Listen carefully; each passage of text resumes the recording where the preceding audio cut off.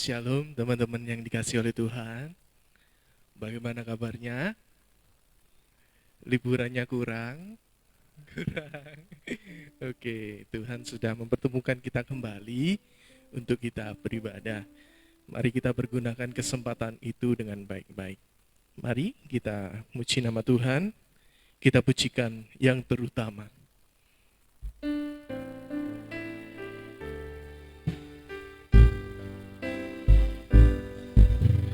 Yang terutama di dalam hidup ini, meninggikan nama Yesus.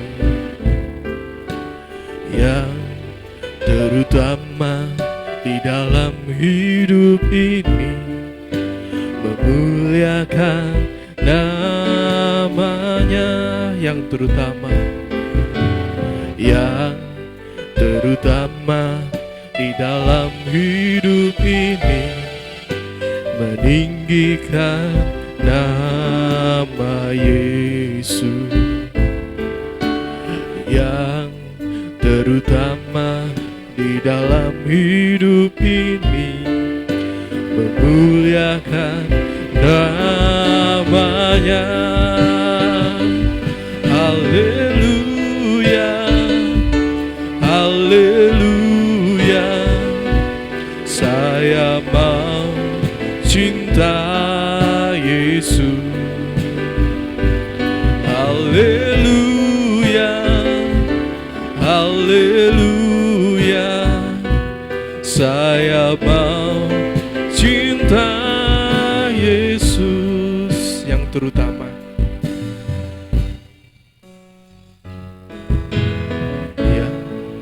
terutama di dalam hidup ini, meninggikan nama Yesus. Yang terutama di dalam hidup ini, memuliakan namanya. Haleluya, haleluya, haleluya, saya mau cinta Yesus. Haleluya, haleluya, saya mau cinta Yesus. Haleluya, haleluya, haleluya, saya mau cinta Yesus. Haleluya, haleluya, saya mau cinta Yesus. Sekali lagi, yang terutama di dalam hidup ini, meninggikan nama Yesus. Yang terutama di dalam hidup ini, memuliakan namanya. Haleluya, haleluya, haleluya, saya mau cinta Yesus. Haleluya, haleluya, saya mau cinta Yesus. Haleluya, haleluya, haleluya, saya mau cinta Yesus. Haleluya, haleluya, saya mau cinta Yesus. Saya mau cinta Yesus. Mari bersama-sama kita berdoa. Tuhan, kami mau menyenangkan-Mu Tuhan. Sebab itu adalah tujuan terutama kami untuk hidup di dunia ini Tuhan. Engkaulah segalanya dalam hidup kami. Kami boleh ada saat ini, itu semua oleh karena kasih karunia-Mu Tuhan.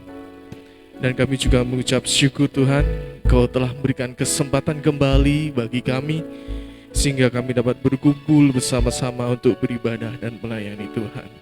Oleh sebab itu kami satukan hati kami mau memuji dan memuliakan nama-Mu Tuhan.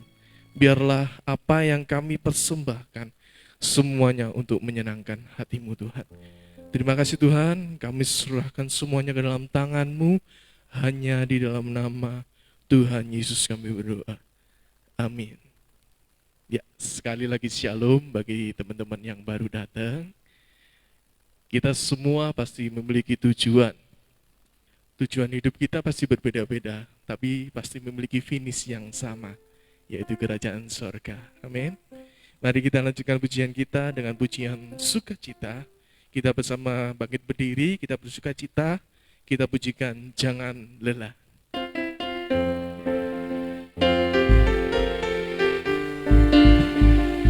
Kita bertepuk sama-sama, kita bertepuk tangan.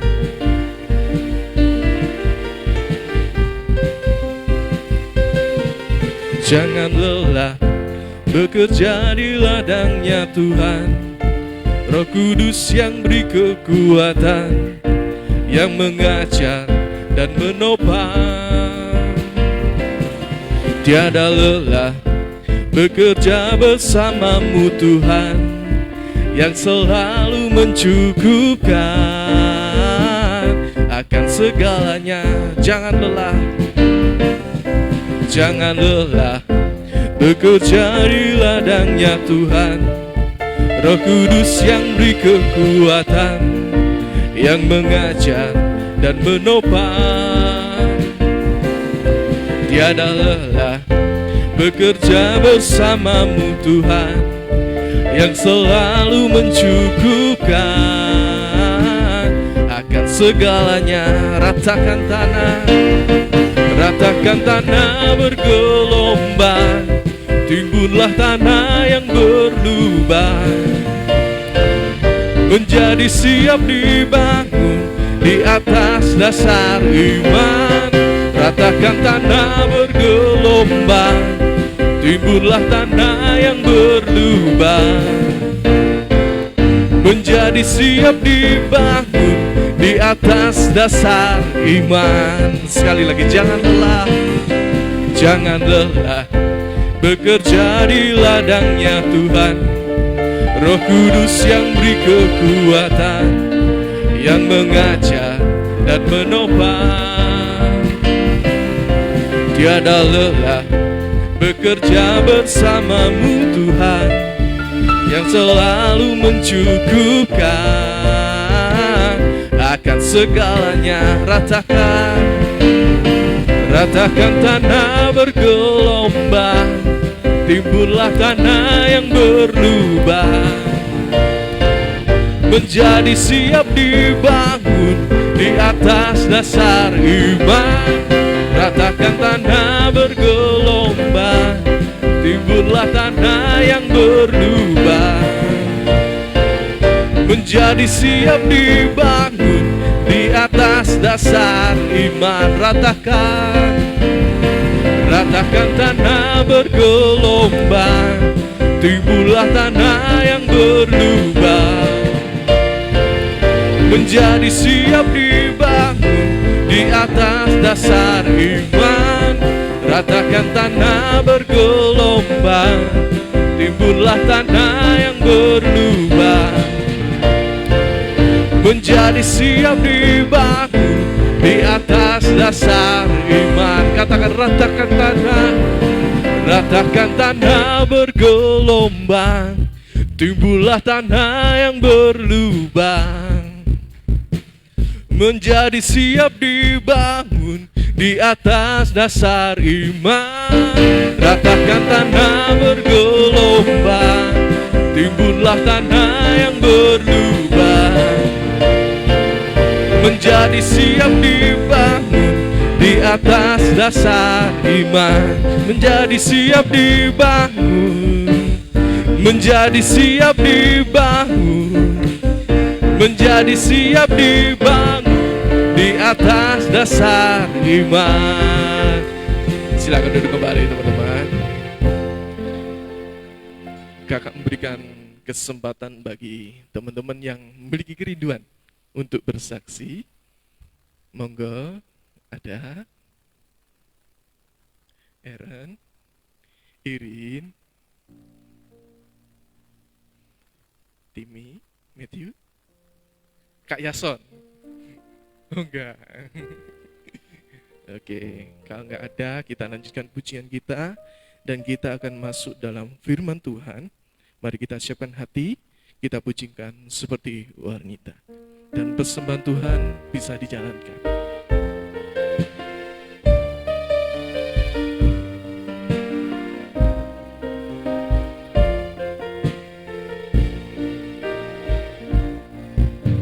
Seperti wanita mengurapimu, menangis di bawah kakimu.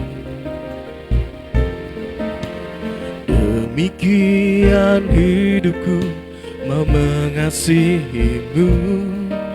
Yesus, Engkau baik bagiku seperti wanita mengurapimu, menangis di bawah kakimu.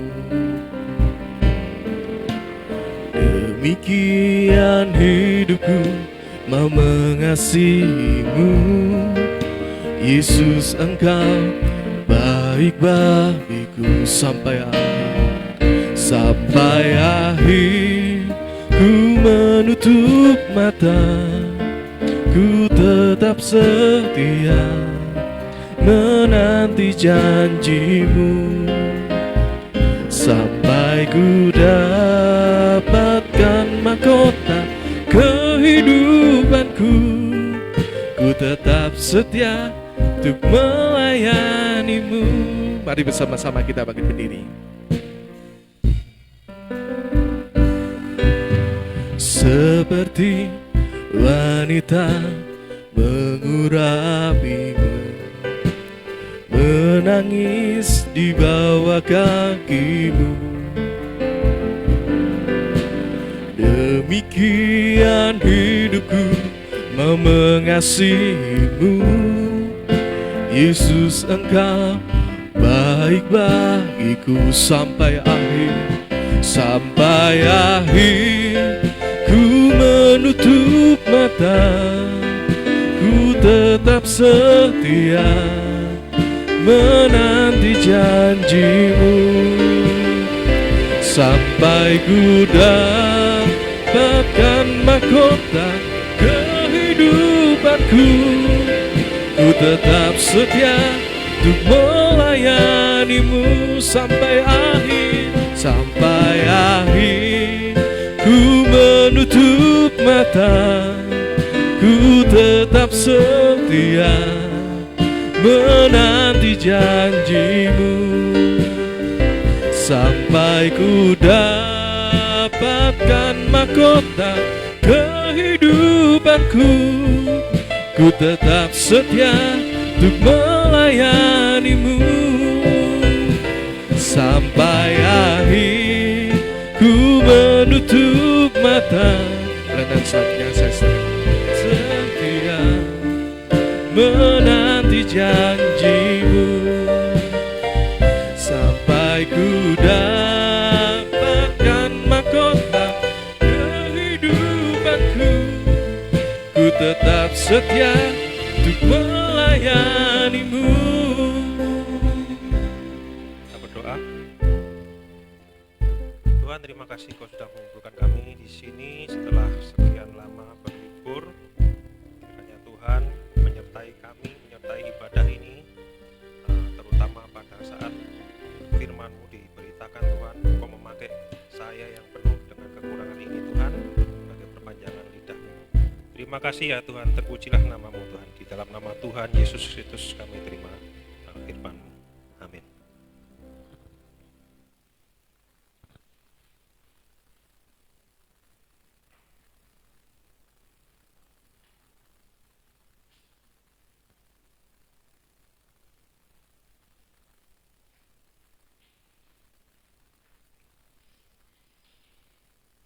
Shalom. Salam sejahtera bagi kaum remaja, kaum muda, dan pekerja muda yang hadir di sini. Yang hadir maupun yang menyaksikan lewat streaming ya. Nah, gereja kita ini baru saja libur. Jadi hari ini adalah hari pertama kita memulai ibadah lagi. Ya, terima kasih. Saya ingin mengambil waktu sebentar untuk kilas balik ya, apa saja dari bulan-bulan lalu yang kita pelajari yang sudah saya bagikan. Mungkin ada yang beberapa dari kita yang bertanya-tanya ya, kok topik-topiknya ini yang dibawakan kok agak aneh gitu. Jadi saya ingin menunjukkan gambarannya, garis besarnya, sehingga kita bisa melihat apa alasannya saya memilih topik-topik itu, dan kita juga bisa merunut kemana arahnya. Oke. Pertama saya membawakan tentang Injil. Ya. Kenapa? Karena Injil itu adalah kekuatan Allah yang menyelamatkan orang percaya. Injil adalah berita yang terpenting dalam kekristenan. Ya, berita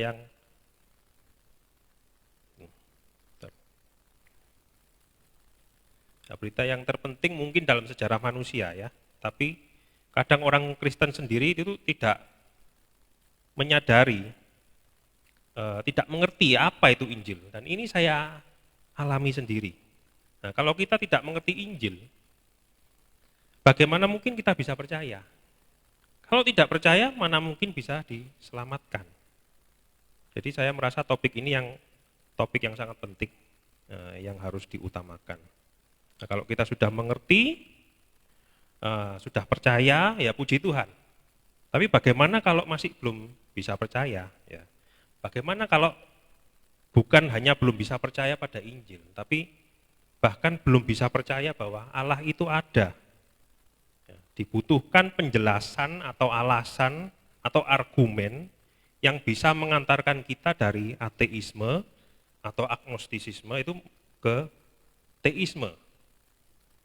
Tapi sebelum masuk pada argumen-argumen itu, kita membutuhkan pengertian yang mendasar, ya, yang melandasi langkah-langkah kita selanjutnya. Karena itu saya memilih topik tentang pengetahuan, ya, di mana kita belajar bahwa kebenaran itu ada, dan kebenaran itu bisa diketahui, kebenaran itu objektif, dan kebenaran itu eksklusif.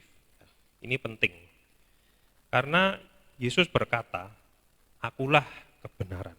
Jadi untuk seseorang sampai kepada Allah, secara spesifik sampai kepada kekristenan, ya, dia harus mengenal kebenaran, ya, kebenaran yang sejati. Nah, dan kita percaya bahwa semua kebenaran yang sejati, semua kebenaran yang objektif itu berasal dari Allah.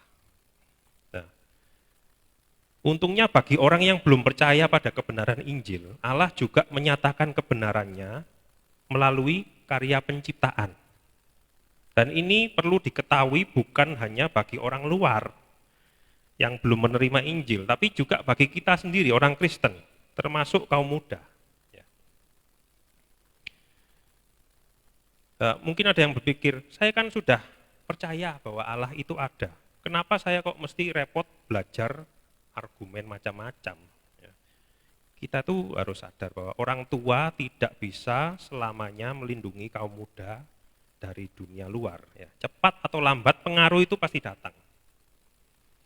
Orang Kristen terutama kaum muda harus mempersenjatai diri untuk menghadapi peperangan rohani, peperangan ideologi.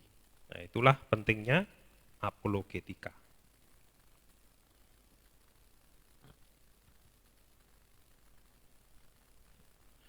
Kegunaan apologetika ini dua arah ya. Pertama ke dalam untuk memperkuat iman kita, untuk mengoreksi pengertian kita yang salah supaya pengenalan kita akan kebenaran itu semakin bertumbuh. Kedua, apologetika itu berfungsi keluar untuk penginjilan, juga untuk bertahan menghadapi serangan dari luar. Bahkan bisa juga untuk menyerang balik. Ya. Tapi ingat, musuh kita bukanlah darah dan daging ya, tapi roh-roh jahat yang membelokkan dan memutarbalikkan kebenaran. Oke, setelah mengerti pentingnya apologetika, kita hampir siap untuk masuk dalam argumen-argumen. Nah, tapi sebelumnya masih ada satu halangan lagi. Tujuan saya kan menunjukkan kebenaran kepada orang yang belum bisa menerima Injil. Kalau belum menerima Injil, kemungkinan besar juga masih tidak percaya Alkitab. Tapi biasanya percaya dengan ilmu pengetahuan atau sains. Nah, kita bisa menggunakan apa yang mereka percayai untuk menunjukkan keberadaan Allah. Bagi saya pribadi, sains itu bukan masalah. Ya, sains memang bukan penentunya, tapi Alkitab yang tetap menjadi penentu. Tapi sains itu bisa digunakan untuk mendukung Alkitab. Nah, kalau orang belum percaya sama Injil, tapi percaya pada Big Bang misalnya, maka itu bisa kita gunakan untuk menunjukkan kebenaran Allah. Tapi saya sadar bahwa tidak semua orang Kristen sepaham dengan saya. Ya, karena itu saya mengangkat topik bumi muda dan bumi tua. Ya. Untuk menunjukkan bahwa saya itu mengerti kenapa banyak orang Kristen berbeda pandangan dengan saya. Ya, mungkin saya itu minoritas. Nah, dan itu tidak harus menjadi masalah dalam kita bergereja. Karena perbedaan seperti itu bukan perbedaan yang mendasar. Kita bisa berdebat atau bisa berdialog dengan tujuan mencari kebenaran. Tapi tidak harus ada perpecahan. Nah, setelah ini clear, kita akhirnya masuk ke dalam argumen keberadaan Allah. Ya. Saya sudah membagikan 3 argumen, yaitu argumen kosmologis, argumen teleologis, dan argumen moral. Nah, saya mendasarkan argumen ini pada Roma 1 ayat 20 bahwa kita bisa mengetahui keilahian Allah dari karya penciptaan. Nah, kita sampai pada kesimpulan bahwa Allah itu mempunyai kriteria seperti ini. Ya, tidak perlu saya ulang lagi. Nah, kalau misalnya ada yang mau mengulang, bisa dilihat di Facebooknya GPT Lumajang, atau kalau kesulitan mencari videonya mungkin bisa lebih mudah cari di YouTube ya, cari Sony SONY GPT LMJ, nanti akan muncul videonya, cuma dikit di sana jadi lebih mudah nyarinya. Nah, kalau ada yang mau bertanya misalnya, ada yang kurang jelas, silakan tanya. Selama ini tidak ada yang tanya, padahal topiknya ini berat-berat, jadi ini mungkin pandai-pandai gitu ya. Nah, bisa tanyanya bisa di grup atau bisa tanya langsung juga enggak apa-apa ya. Saya enggak janji saya bisa menjawab, tapi paling tidak kita bisa berdialog. Nah, harapan saya dari ketiga argumen ini, orang bisa diyakinkan bahwa Allah itu ada, walaupun dia masih belum menerima Alkitab. Harapan saya pemahamannya sudah berpindah dari ateisme kepada teisme. Tapi dari sini biasanya orang akan bingung, ya, karena agama dan kepercayaan itu ada banyak sekali. Nah, terus harus pilih yang mana? Mana yang benar? Ada yang menganggap semua agama itu sama saja, ya. Semuanya pasti mengajarkan kebaikan. Jadi kamu pilih aja salah satu, terus ya beres sudah. Apa benar begitu? Ya. Kebanyakan orang yang menganggap bahwa Kristen itu sama dengan agama lain, mereka itu sebenarnya hanya melihat sekilas luarnya saja. Padahal kalau didalami sedikit sangat berbeda. Ya. Atau mungkin ada yang menganut agama karena pengalaman pribadi. Oh, saya dulu pernah mengalami mujizat. Ya, misalnya saya dulu pernah sakit, terus didoakan sama pendeta, ternyata sembuh. Ya. Atau, oh saya dulu ini orang jahat, tapi setelah saya jadi Kristen, saya itu jadi orang baik. Ya ini boleh-boleh saja dan bagus sekali. Ya, ini bisa menjadi kesaksian bagi kita. Tapi orang-orang dari agama lain juga bisa mengalami hal yang sama. Ya, jadi apa yang membedakan Kristen dengan agama lain? Ya itu tergantung dari iman masing-masing. Apa benar begitu? Ini juga satu koreksi ya buat orang Kristen. Kenapa kok kita bisa yakin Kristen yang benar? Nah, di sini saya mau kasih disclaimer dulu ya. Kita ini hidup di negara Indonesia yang menjamin kebebasan beragama. Jadi saya sebagai orang Kristen menghormati iman orang-orang dari agama lain. Ya tentu kita berbeda dalam keyakinan. Orang dari agama lain menganggap agamanya yang paling benar, sedangkan kami menganggap Kristen yang benar. Ya ini logis ya. Nah, kalau saya menganggap agama lain yang benar ya saya sudah pindah ke agama itu. Jadi ini logis. Jadi kami pasti tidak sepaham dengan agama lain, tapi tetap saling menghormati. Nah, itu yang namanya toleransi. Nah, toleransi itu bukan menyetujui paham dari agama lain. Ya. Kita sadar bahwa kita berbeda, tapi tetap menghormati. Nah, apa yang saya akan bagikan sekarang adalah keyakinan saya pribadi. Mengapa saya percaya bahwa Kristenlah yang benar. Oke. Untuk memilih kepercayaan mana yang benar, kita akan sebentar belajar tentang jenis-jenis kepercayaan ya. Tapi saya akan ambil beberapa saja yang populer. Jenis yang pertama adalah politeisme. Kedua, monoteisme. Dan ketiga, panteisme. Politeisme itu adalah kepercayaan pada banyak Allah atau banyak dewa. Kemudian monoteisme itu percaya pada satu Allah. Sedangkan panteisme itu percaya bahwa Allah adalah alam semesta dan alam semesta adalah Allah. Nah, sekarang kita akan melihat sekali lagi kriteria dari Allah yang benar. Salah satunya adalah Allah itu kekal, ya. Berarti semua Allah yang tidak kekal, yang mempunyai awal, itu bukan Allah. Ya, jadi Zeus, Neptunus, Hades, Odin, Thor, Loki, ya, intinya dewa-dewa dari kepercayaan politeisme itu sudah bisa didiskualifikasi. Sekarang panteisme. Panteisme ini kan menganggap bahwa alam semesta adalah Allah. Padahal alam semesta itu juga mempunyai awal. Jadi panteisme ini Allahnya juga tidak kekal. Ya. Jadi kita singkirkan juga dari pilihan. Jadi sekarang tinggal monoteisme. Nah, agama monoteisme ada 3 yang besar. Ya. Yang ketiga-tiganya adalah agama Abrahamik, yaitu Yudaisme atau Yahudi, Kristen, dan Islam. Ditambah lagi ada kepercayaan yang namanya deisme.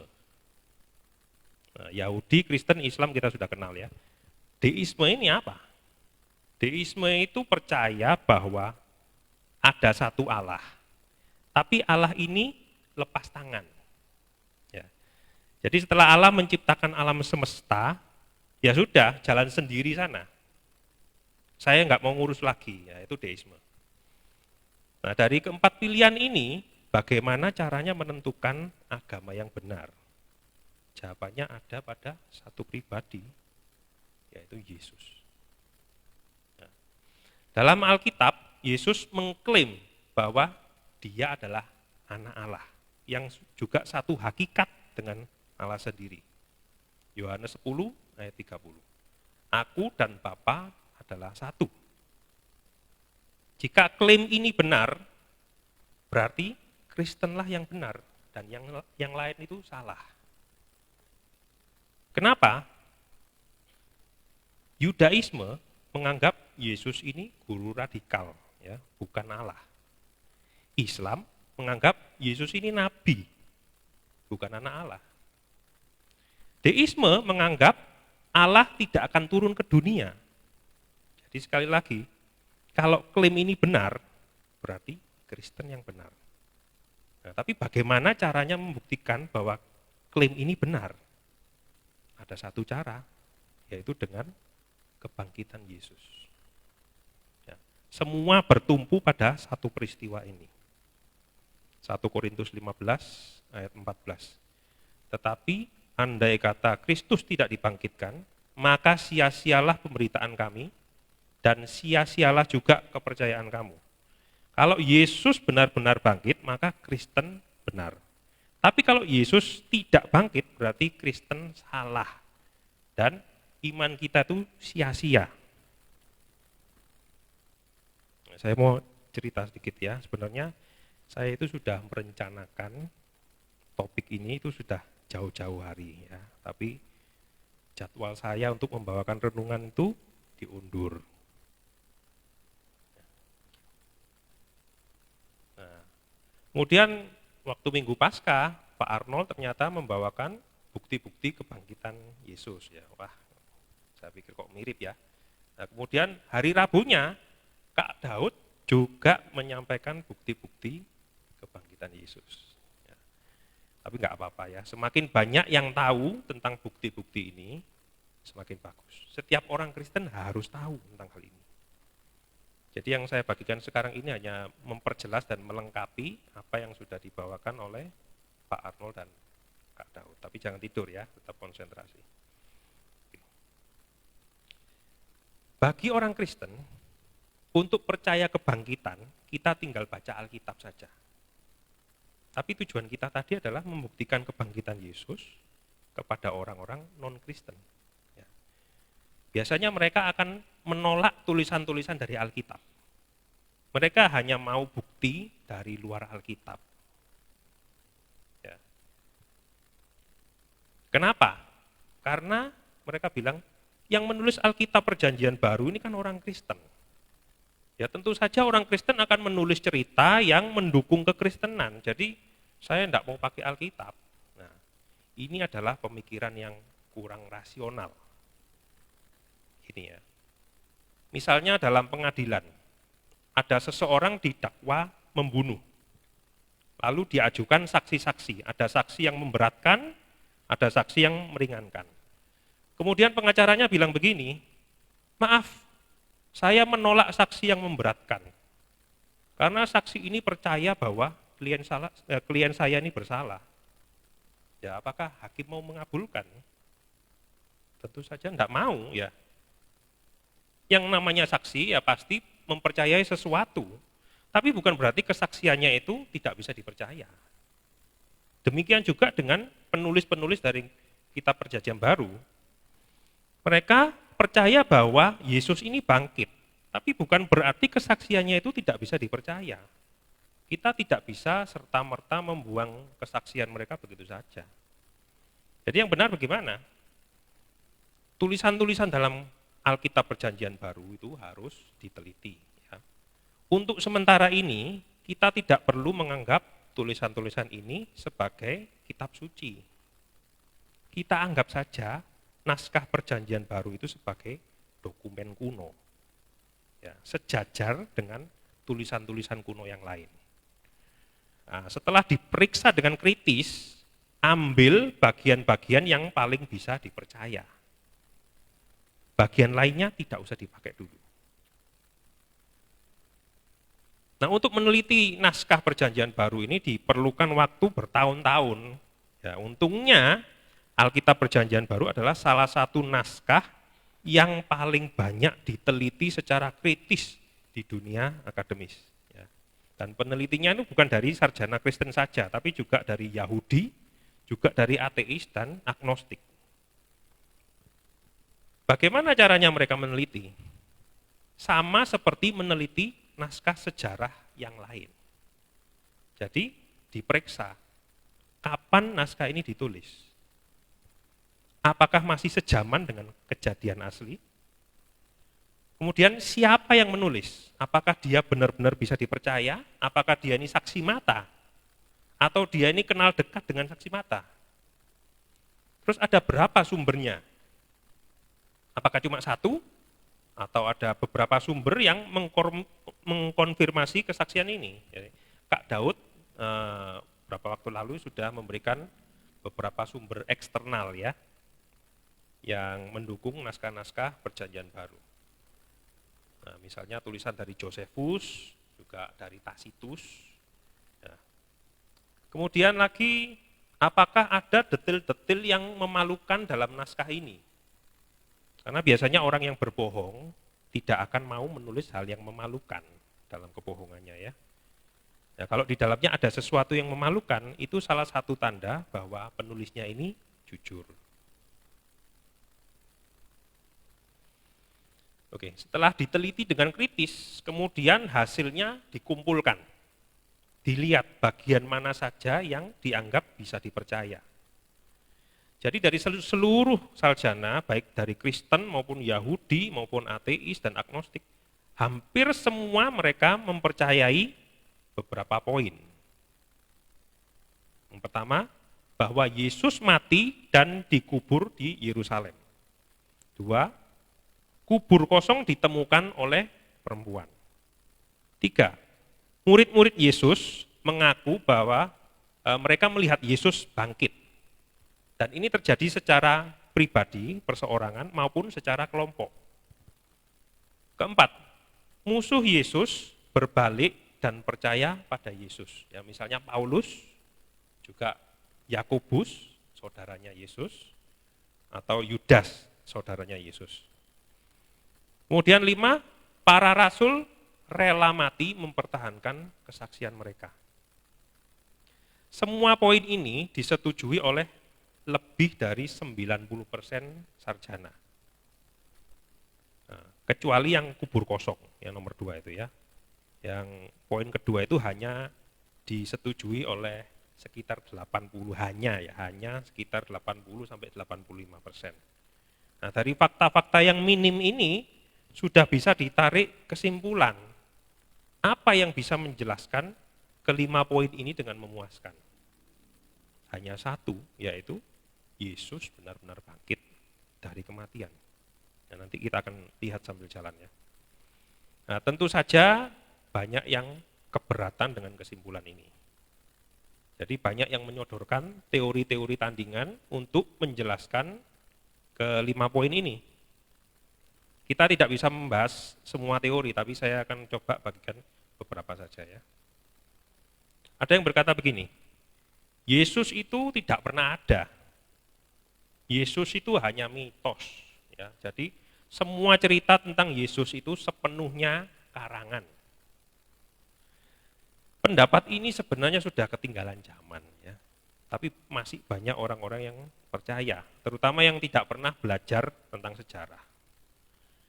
Ada seorang sarjana peneliti Perjanjian Baru namanya Bart Ehrman. Ya. Dr. Bart Ehrman ini terkenal di kalangan ateis dan muslim karena dia banyak menulis buku yang menyerang kekristenan. Jadi Bart Ehrman ini peneliti Perjanjian Baru, tapi dia seorang agnostik yang menentang kekristenan.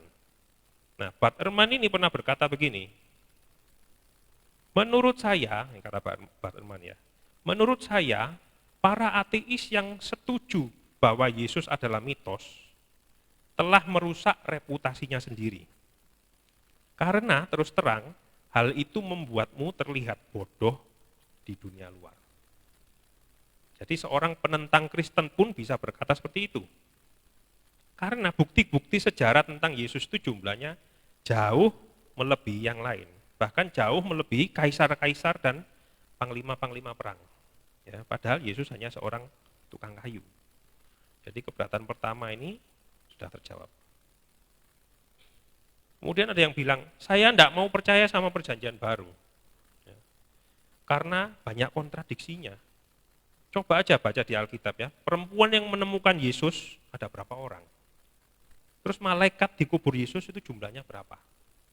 Setiap Injil kok mencatat kok berbeda-beda. Ya. Artinya perjanjian baru ini bukan firman Allah dan tidak bisa dipercaya. Argumen seperti ini sebenarnya hanya mengalihkan perhatian saja.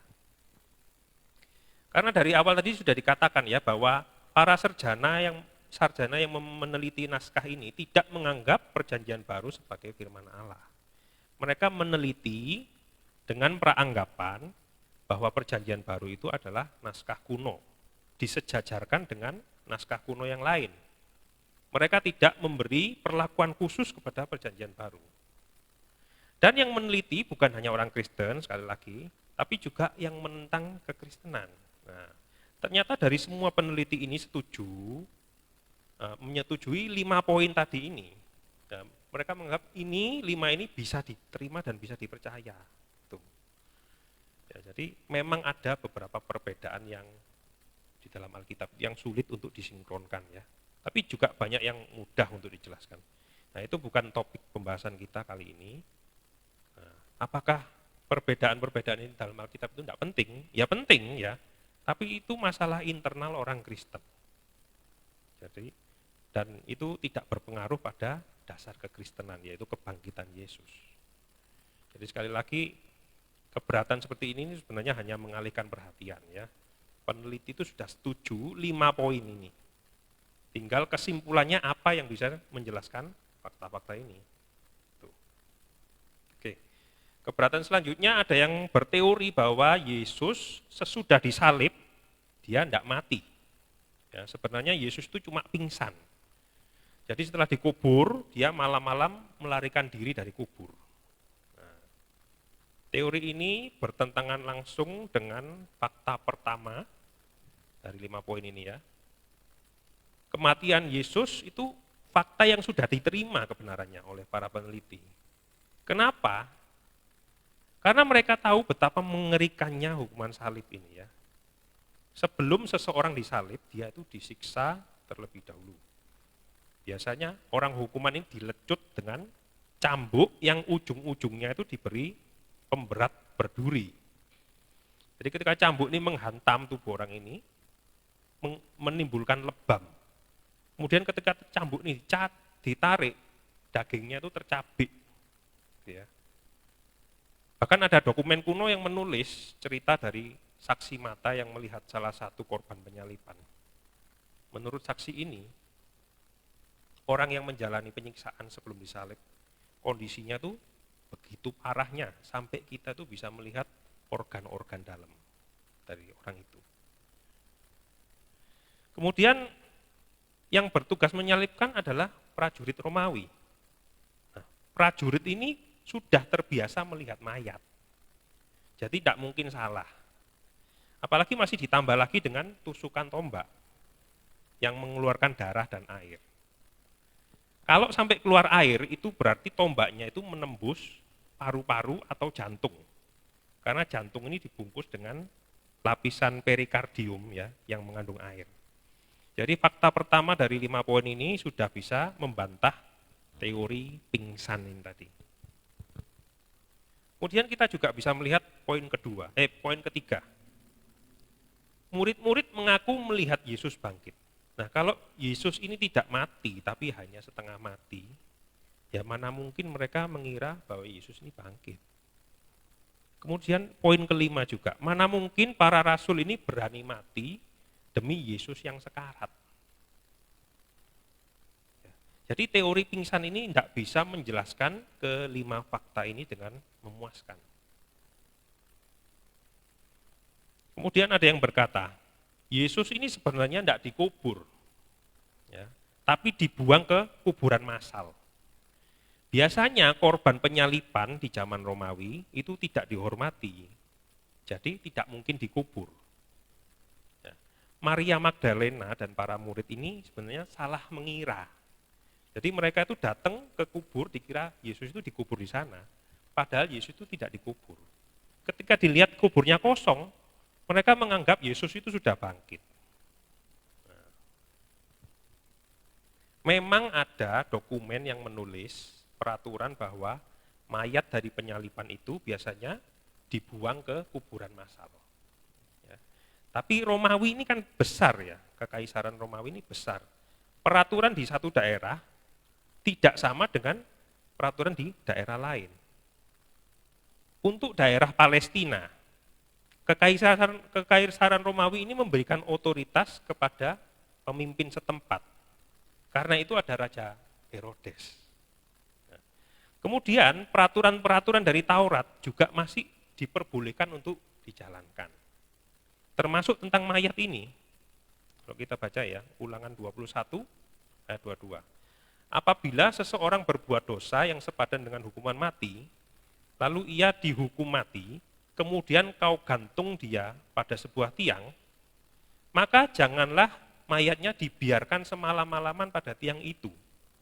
Tetapi haruslah engkau menguburkan dia pada hari itu juga. Sebab seorang yang digantung terkutuk oleh Allah. Janganlah engkau menajiskan tanah yang diberikan Tuhan Allahmu kepadamu menjadi milik pusakamu.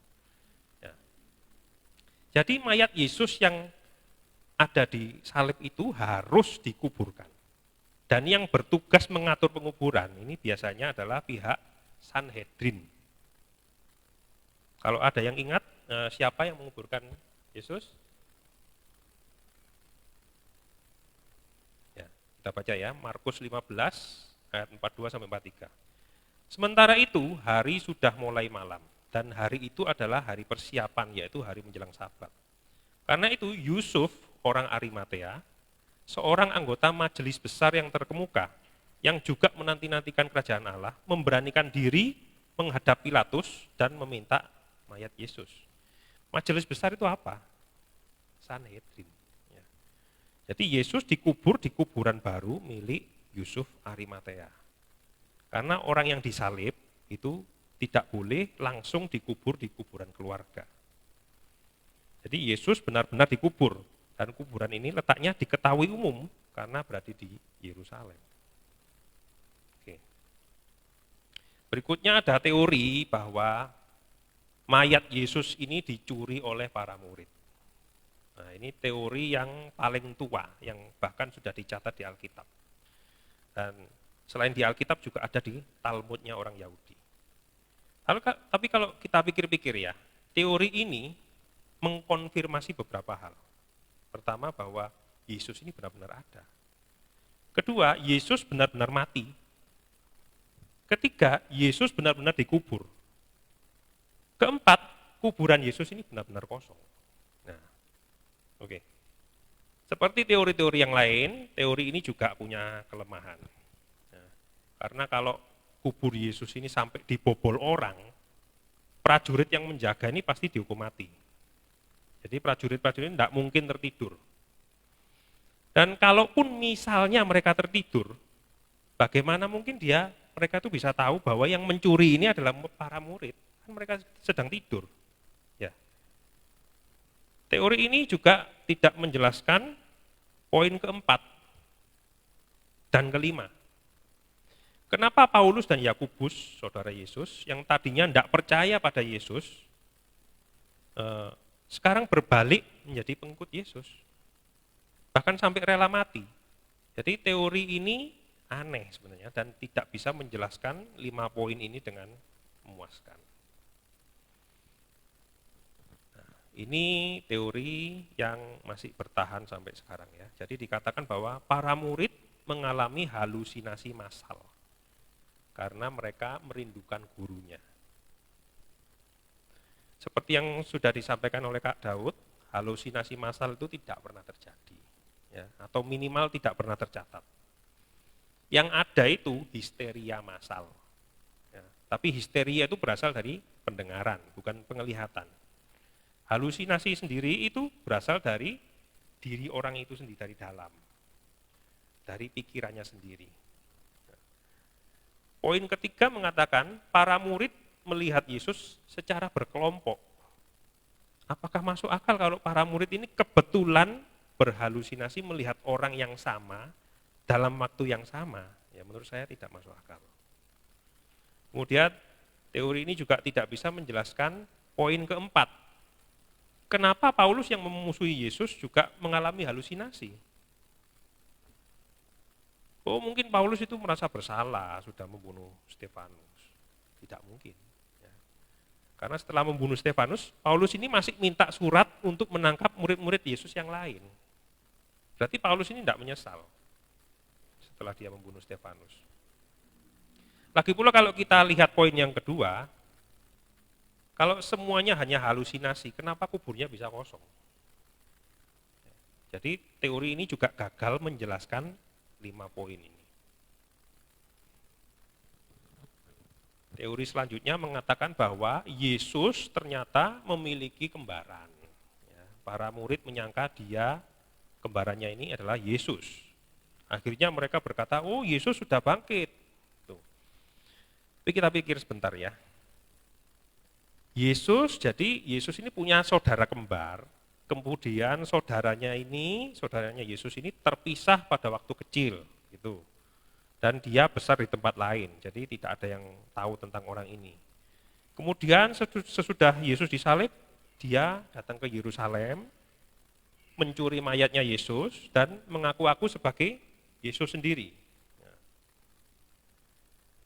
Ya, gini ya, kita tadi kan sudah membantah teori bahwa mayat Yesus ini dicuri. Ya, jadi saudaranya Yesus pun tidak mungkin mencuri. Kemudian kita juga lihat poin ketiga, kenapa murid-murid Yesus ini bisa percaya bahwa Yesus bangkit? Salah satunya adalah karena masih ada tanda luka besar di tangan, di kaki, dan di perut. Apakah kembarannya ini melubangi tangannya dan perutnya? Nah, ini teori yang seperti orang yang sudah putus asa gitu ya, tidak tahu lagi bagaimana caranya menjelaskan 5 poin ini. Tapi mungkin ada yang berkata, ya memang semuanya itu teori tidak masuk akal. Tapi kebangkitan orang mati itu juga tidak masuk akal. Mana mungkin ada orang yang mati hidup lagi? Siapa bilang tidak mungkin? Siapa bilang tidak masuk akal? Kalau Allah ada, dan dia yang menciptakan alam semesta, apa sulitnya bagi Tuhan untuk membangkitkan orang mati? Ya, itu sangat mungkin dan masuk akal. Itulah sebabnya sebelum saya masuk membagikan tentang kebangkitan Yesus, saya sudah memberikan argumen-argumen keberadaan Allah. Jadi jika Allah ada, maka penjelasan yang paling masuk akal yang bisa menjelaskan 5 poin ini adalah bahwa Yesus benar-benar bangkit. Jika dia bangkit, maka klaimnya bahwa dia adalah Allah itu benar. Kalau Yesus adalah Allah, maka dari keempat pilihan tadi, Kristenlah yang benar.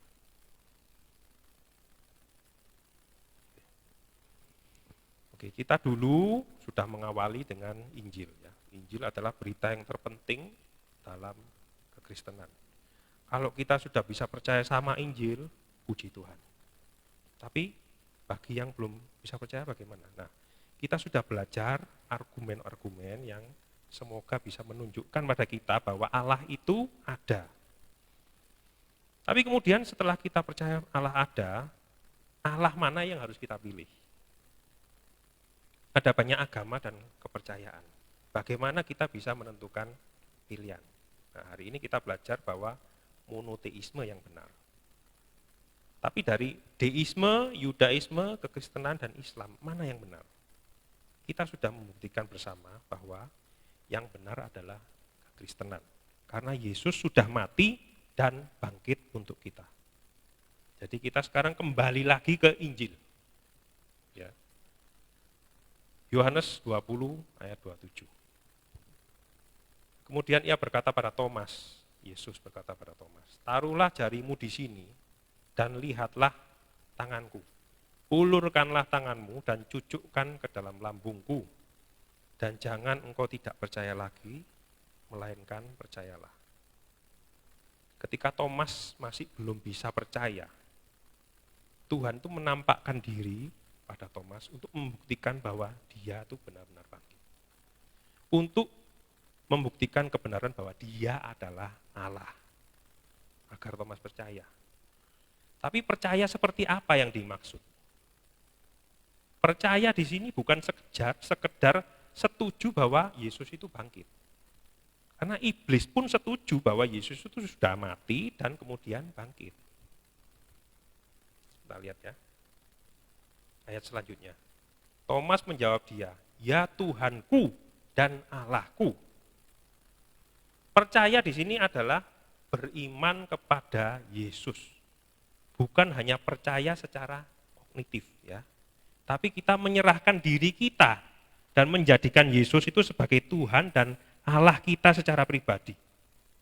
Agar dialah yang memerintah atas hidup kita.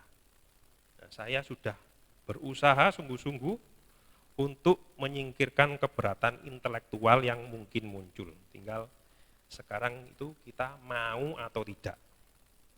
Saya sadar ya. Sebenarnya kita ini semuanya ini kan bukan rasul-rasul. Tapi ayat ini berbicara pada kita, berbicara pada kaum muda. Jangan engkau tidak percaya lagi, melainkan percayalah. Akui dosa-dosamu. Ya. Berikan dirimu untuk dibentuk menjadi alatnya. Demi kemuliaan nama Tuhan. Amin. Ya, saya undang pemain musik. Kita akan menyanyikan lagu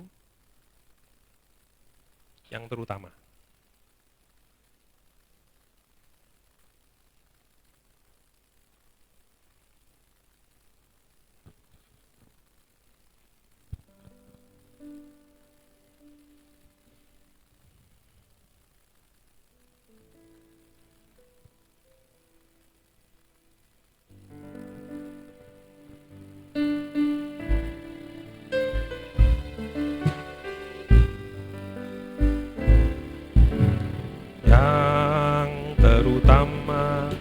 Dalam hidup ini meninggikan nama Yesus. Yang terutama di dalam hidup ini memuliakan namanya. Haleluya, haleluya. Saya mau cinta Yesus. Haleluya, haleluya. Saya mau cinta Yesus. Yang terutama di dalam hidup ini meninggikan nama Yesus. Yang terutama di dalam hidup ini memuliakan namanya. Haleluya, haleluya. Saya nama Yesus.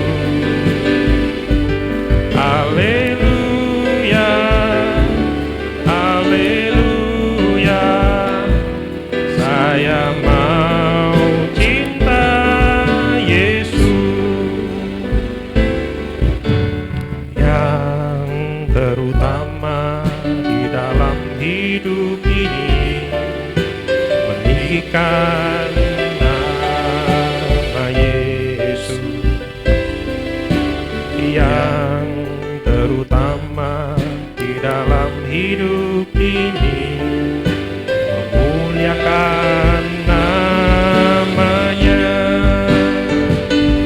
Haleluya, haleluya. Saya mau cinta Yesus.